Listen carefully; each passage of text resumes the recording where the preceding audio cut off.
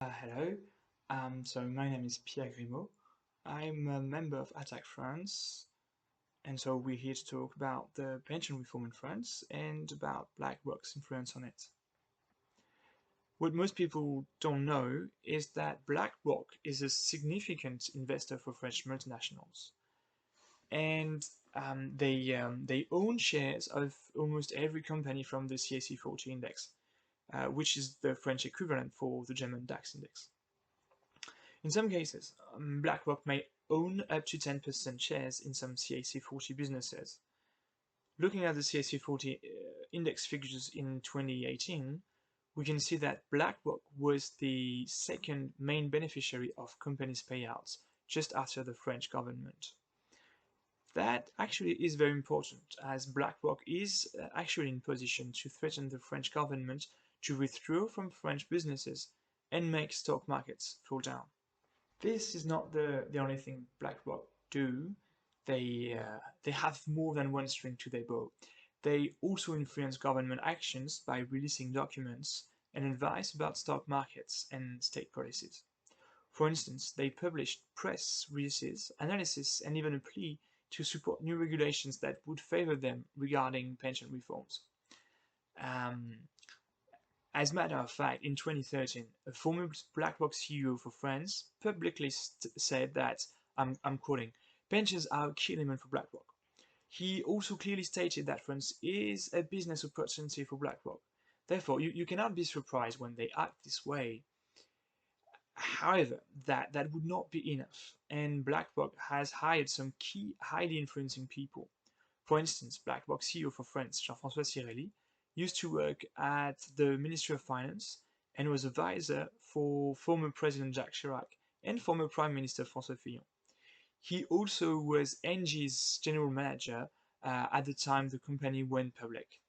So he's got two assets.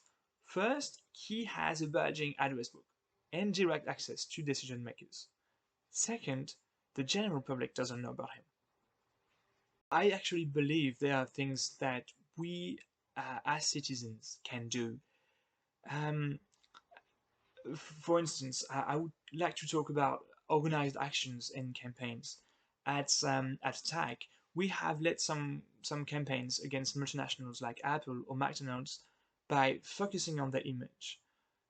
For instance, what we did was occupying offices, and we also painted their windows with chalk powder. Uh, for BlackRock, I think we must start with showing them a way. You can't fight what you can't see. So we have to talk about what BlackRock and how they have a major impact on government policies. And symbols can be useful.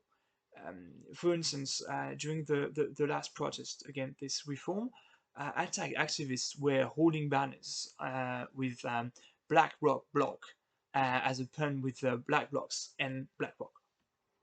They also carried fake black rose representing BlackRock, and those symbols were all on the news.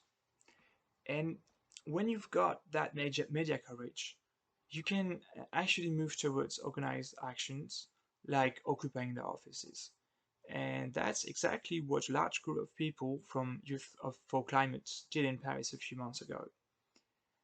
There was another interesting action that took place just a few days ago in New York City and San Francisco.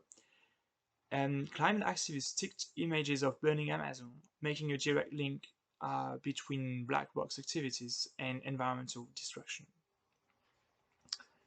In the end, I think images like these can be very powerful as they express two things. First, companies like BlackRock have a huge impact on our societies and environment. Then, there are some people actually organizing and acting directly against them. Showing people that there is something they can do is, I believe, the best motivation we can give them.